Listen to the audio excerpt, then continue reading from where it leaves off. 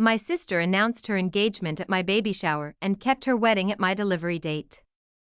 Now my parents side with me and she has no family at her wedding. There are certain days in a person's life that are meant to be sacred. Days where the spotlight belongs to them and them alone. For me, that day was my baby shower. I had spent months carefully planning it with the help of my friends and my husband, Aaron. Everything was perfect: the soft pastel decorations, the baby blue cupcakes with delicate swirls of icing, and the gold-accented table settings. It was elegant but cozy, with candles flickering softly on the tables and warm music floating through the air. I wore a flowing, lavender dress that hugged my growing belly perfectly. My hands kept drifting over it protectively, feeling the occasional flutter of movement from the life growing inside me. I was 6 months pregnant, glowing with excitement and filled with nothing but joy. That day was supposed to be about me. About us, Aaron, me, and our unborn son. About the miracle of life I was carrying. But my sister, Hannah, she decided to steal it. Hannah and I had always been complicated. She was my older sister by 2 years, and growing up, she had always been the one in the spotlight. The golden child, the one who excelled at school, charmed every relative. And always had our parents singing her praises. I loved her, but I also lived in her shadow, but I never resented her for it, not until that day. I remember standing by the dessert table, laughing with Aaron and some friends, when Hannah tapped her glass with a fork. Clink. Clink. Clink. The soft conversation died down, and everyone turned toward her. She stood tall in her sleek, figure-hugging dress, her makeup flawless, her long, dark hair falling perfectly over her shoulders. She smiled brightly. The kind of smile that belonged at her own party, not mine. "Hey, everyone," she said, her voice filled with forced excitement. "I know today is about celebrating Catherine and Aaron." She turned to me and offered a saccharine smile, the kind that barely reached her eyes. "But I have some exciting news I just have to share." I felt my stomach tighten slightly, and my smile faltered. My hands instinctively drifted over my belly, protecting the moment I had waited so long for. But before I could say anything, she lifted her left hand. A diamond ring sparkled under the warm glow of the lights. Everyone gasped. And just like that, the entire room shifted. The attention was no longer on me or my baby. It was on her. "Oh my God," someone cried. "You're engaged," another guest squealed. The next thing I knew, the crowd swarmed around her, cooing over her ring, asking about the proposal, and clapping with joy. I stood there, frozen, my hands trembling slightly as my friends abandoned me to fawn over my sister. Aaron came to my side, wrapping a protective arm around me, his expression hard. "Are you okay?" he whispered, leaning close. I tried to smile, but my lips quivered slightly. I felt a lump rise in my throat. "She did it on purpose," I murmured hoarsely, blinking back the stinging tears that pricked at my eyes.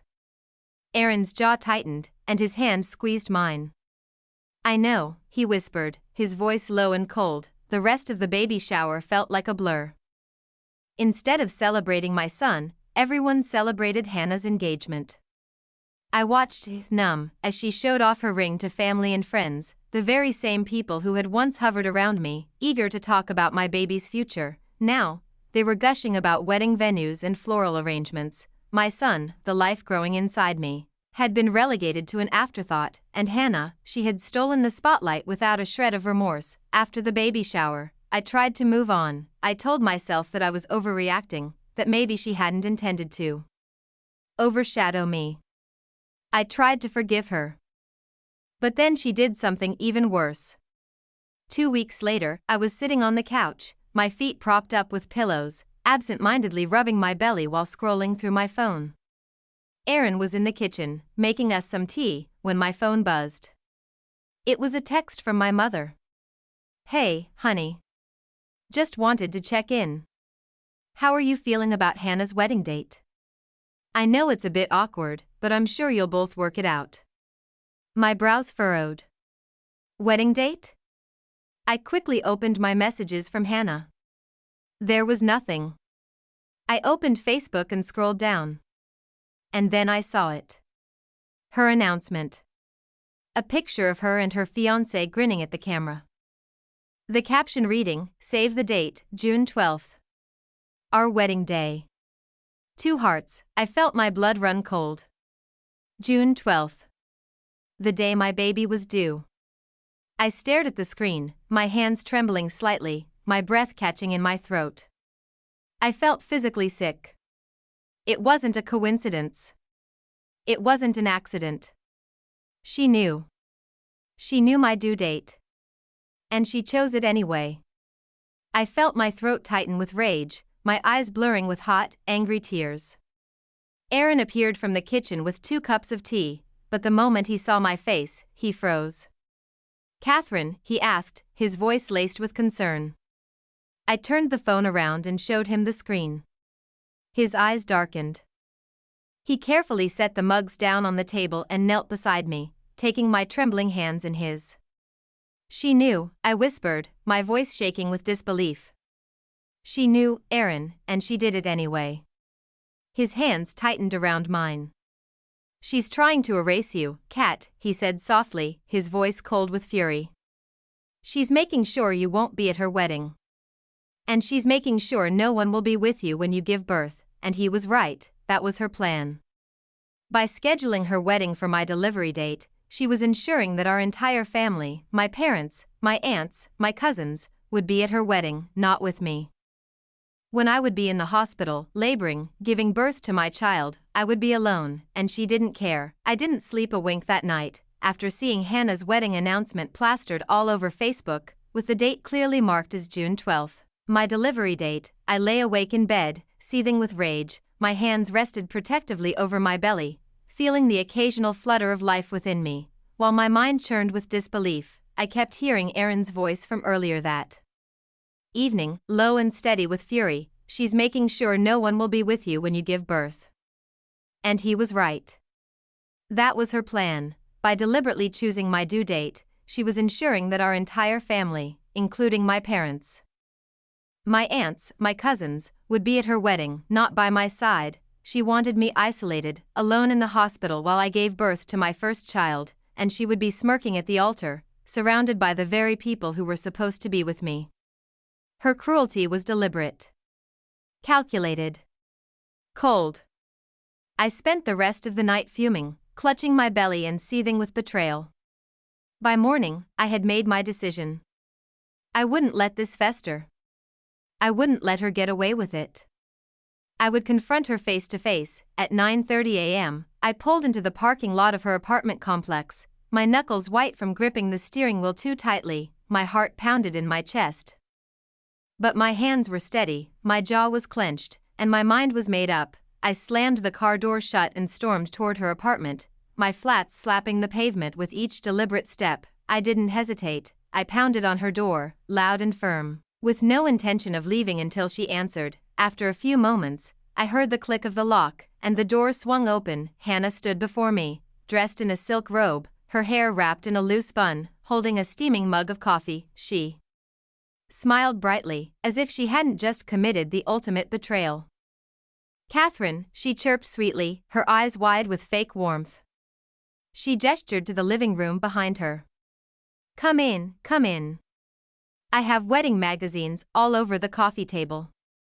You have to help me pick the centerpiece design." Her voice was light and bubbly, as though nothing had happened. As though she hadn't just tried to erase me from my own family. I didn't smile. I didn't even respond. I brushed past her and marched into her apartment without a word, my heels clacking against the hardwood floor. I came to a halt in the center of her living room and spun around to face her. She closed the door slowly, turning toward me with a puzzled expression, feigning confusion. Her eyes widened, her voice dipping into mock concern. "Is everything okay?" she asked, tilting her head slightly. I clenched my fists at my sides, trying to keep my voice steady. But when I spoke, it came out sharp and low, shaking slightly from the rage simmering beneath it. "You knew," I said, my eyes locked onto hers. My voice was cold, accusatory. Her brows furrowed, and she let out a fake laugh, as if I were being ridiculous. Knew what? She asked with false innocence, her lips curving into a condescending smile. My hands shook slightly. I stepped forward, my eyes narrowing. You knew my due date, I hissed. You knew it was June 12th. You knew, and you still chose that day for your wedding. For the briefest moment, I saw her smirk falter. Just for a split second, her eyes flickered with guilt, and her fingers twitched slightly against her mug. But she quickly recovered, her lips curving back into a sickeningly sweet smile. She waved her hand dismissively and shook her head. Oh, Catherine, she cooed softly, her voice thick with mock concern, don't be so dramatic. I didn't pick the date because of you. It just worked out that way. Her voice was syrupy and condescending, as if she were speaking to a child throwing a tantrum. I stared at her, my jaw tightening. I could feel the fury swelling in my chest, rising like a tidal wave, threatening to burst from my throat. I took another step toward her, lowering my voice to a deadly calm. Don't lie to me, I said sharply, my eyes locking onto hers. You knew. You deliberately chose that date to make sure I would be alone in the hospital. And you did it to make sure no one would be with me, because they'd all be at your wedding. She blinked. Her lips parted slightly, but she didn't respond. She just stared at me, her expression taut and calculating, as if weighing how to respond. And then, she smirked. That cruel, satisfied smirk. And I knew. I knew she had done it on purpose. Well, she drawled, shrugging slightly, her voice filled with mock innocence, can you really blame them? I mean, a wedding is a little more glamorous than sitting in a hospital waiting room. Her words were daggers, sinking into me with surgical precision. I felt my fingers curl into fists, my nails digging into my palms so hard they almost broke the skin. My eyes burned with unshed tears, but I refused to let them fall.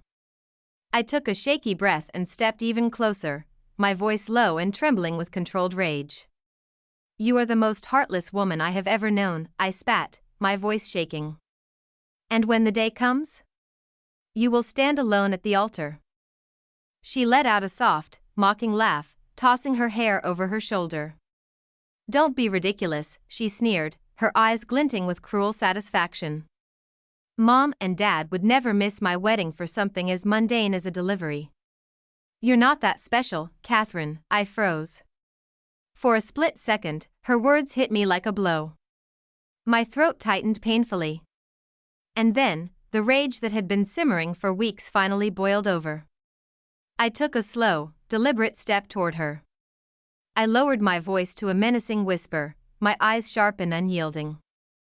You think they'll choose you over their grandchild? I hissed. My voice was lethal, trembling with conviction. You're wrong, Hannah. So wrong. For the first time, doubt flashed across her face. Her smirk faltered slightly. Her eyes narrowed. And in that moment, I knew I had her. I didn't give her a chance to respond. I turned on my heel and marched toward the door, leaving her standing there, her lips parted slightly, her eyes wide with uncertainty. Just as I reached the door, I paused.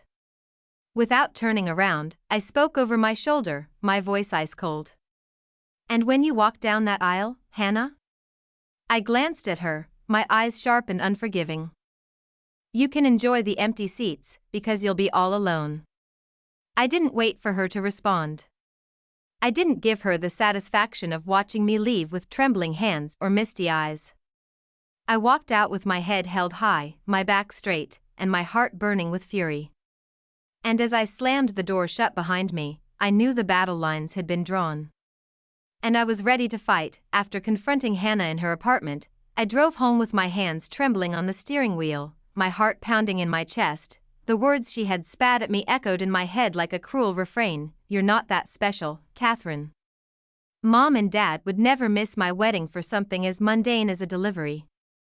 Her smugness, her utter cruelty, and her unwavering confidence that my own parents would abandon me in my most vulnerable moment left me feeling physically sick. By the time I pulled into the driveway, my knuckles were white, and my breath came in shallow, uneven gasps. I didn't even speak to Aaron when I walked inside. I went straight to the bedroom, sat down on the edge of the bed, and sobbed into my hands. Aaron sat beside me, wrapping his strong arms around my trembling frame. He didn't speak, he didn't offer empty platitudes, he simply held me, letting me fall apart in his arms. After what felt like an eternity, I sat up, my breath still shaky. My eyes were red and swollen, but my resolve was steely. I reached for my phone and dialed my mother's number. It was time for my parents to know the truth. The phone rang only twice before my mother's warm voice answered. "Hey, sweetie," she chirped, her voice bright and cheerful. "How are you feeling? How's my grandbaby?" The sound of her voice nearly made me burst into tears again, but I forced myself to stay calm. My voice, however, came out thick and shaky. "Mom." I swallowed hard, gripping the phone tighter. "We need to talk." There was a beat of silence. Her tone shifted instantly from lighthearted to concerned. "What's wrong, Catherine?" she asked sharply. "Is everything okay with the baby?" I took a deep breath, forcing down the lump in my throat. "The baby's fine," I murmured. "But Hannah isn't." I told her everything, every last detail. I told her how Hannah had hijacked my baby shower, announcing her engagement and stealing the spotlight. I told her how she had deliberately chosen my delivery date for her wedding, knowing it would force everyone to abandon me on one of the most important days of my life. I told her how Hannah had mocked me in her apartment, sneering that no one would miss her wedding for something as mundane as my delivery. As I spoke, my mother's voice turned quiet. Too quiet, and when I finally finished, she was silent for several long, heavy moments. The kind of silence that made my stomach clench. Finally, her voice returned, but it was low and hard, trembling slightly. Her voice was thick with a mixture of anger and heartbreak. She did what?" I could hear the incredulous disbelief in her tone. I could practically picture her face, her eyes wide with fury, her lips pressed into a tight, thin line. "She did it on purpose, Mom," I said quietly, my voice breaking. "She wants me to be alone while I give birth. She wants everyone with her instead." There was a long, shaky breath on the other end of the line. And then, my mother's voice turned steely and sharp, brimming with unshakable conviction. "She won't get away with it." The next day, my parents drove to Hannah's apartment. They didn't call ahead. They didn't give her the courtesy of a warning. My mother later described it to me in detail. The moment they stormed into her apartment, their faces stone cold, their eyes sharp with betrayal. Hannah had opened the door with a bright, cheery smile, clearly expecting her usual adoring parents. Instead, she was met with icy stares. She faltered slightly. Her eyes flickered with uncertainty when she saw the fury in my mother's gaze. And when she saw the cold contempt in my father's eyes, her smile vanished completely. "Mom?" "Dad," she greeted nervously, her voice trembling slightly. "What's going on?" My mother didn't waste a single second. She didn't sugarcoat anything. She didn't give Hannah the chance to charm her way out of it. Instead, she marched inside without invitation, her voice low and lethal. "How dare you?" she spat, her eyes burning with cold fury. "How dare you do this to your sister?" Hannah's eyes widened, and she blinked in confusion, playing innocent. "Do what?" she asked, her voice sickly sweet. "What are you talking about?" But my father stepped forward. His voice low and hard, cutting through the air like a blade. "We know, Hannah," he said firmly. "We know everything." For a split second, her mask slipped, her eyes widened slightly. Her lips parted, and she stammered, "What do you mean?" She feigned confusion, but her voice was thinner, more strained. She knew they had caught her. My mother's voice rose sharply, trembling with fury. "You scheduled your wedding on your sister's due date. You tried to rob her of her family on the day she'll be bringing her child into the world." Her voice shook with fury and heartbreak. "You wanted to make sure she was alone, in pain, scared, and abandoned, while you stood in a dress, smug and satisfied, surrounded by everyone who should have been with her." Hannah's eyes narrowed, and she drew herself up slightly. She crossed her arms, her lips curling into a defiant smirk. She made no attempt to deny it. Well, she sneered, her eyes flashing, can you blame me? She always needs to be the center of attention. Her voice was filled with mocking disdain. She shrugged dismissively, as though she hadn't just betrayed her own sister. As far as I'm concerned, she was overreacting. You shouldn't even be here. This is my wedding, and that was it. That was the moment my parents disowned her. My father's face hardened, his eyes turning cold and emotionless. You are no longer our daughter, he said quietly. His voice was like steel, emotionless and final. You are on your own now, Hannah. Don't call us. Don't expect us at your wedding. Don't expect us at all. Hannah's smirk vanished instantly. Her eyes widened in disbelief, her breath catching in her throat. What? She stammered, her voice cracking. She took a step forward, her eyes wide with panic. Wait, Dad, no. You're kidding, right? But my mother didn't say another word. She simply turned her back on her eldest daughter, the daughter she had once adored, and walked out. Without so much as a glance. And when the door slammed shut, Hannah was left standing alone in her apartment, her face pale with shock and disbelief. That night, my parents drove to my house. When they walked through the door, my mother's eyes were red-rimmed, her face pale.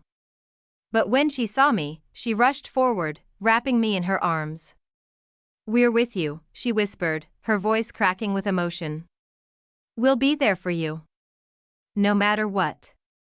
And I knew, at that moment, that Hannah had lost them forever. She had traded her family for a petty, selfish bid for attention. And when she stood at the altar, she would be utterly alone.